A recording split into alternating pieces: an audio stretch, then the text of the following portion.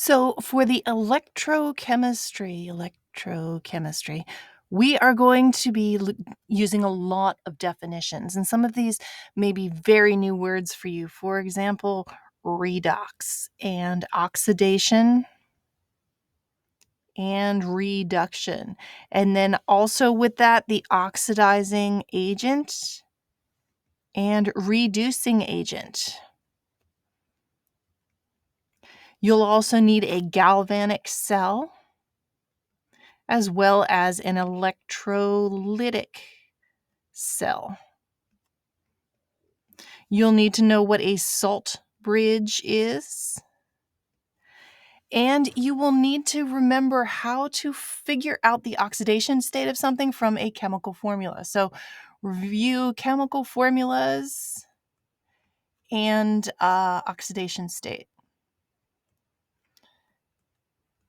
So a lot of times I hear, but isn't that what we're doing in this module? And the answer is, well, yeah, kind of, sort of. But if I give you a chemical formula, say sodium chloride, NaCl, you should remember that the Cl is a -1 and the Na is a +1. And if you can remember that, that's really what I'm going for when I say that. Also, we have a couple of equations that we need to keep in mind. So the E naught of this cell is going to be equal to the E naught of the cathode minus the E naught of the anode. So you may want to put a note or something that is just as the values are on the table, and these are tabulated values. You'll also need delta G naught is equal to the negative N capital F and then the E naught of the cell. So for constants and variables, you'll want to write down what F is. F is a Faraday. Write down those units as well.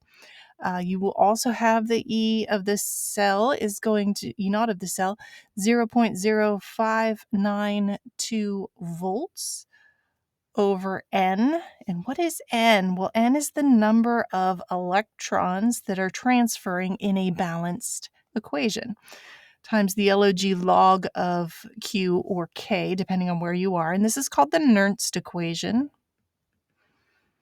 So again, write down your constants, write down your units so that you don't get things all mixed up. You will also need to, let's see, for problem solving, make sure you understand cell notation. And you'll want to write down the steps for balancing by the half reaction method. There are 8 steps. Make sure that you have those 8 steps written down and some examples with how to work these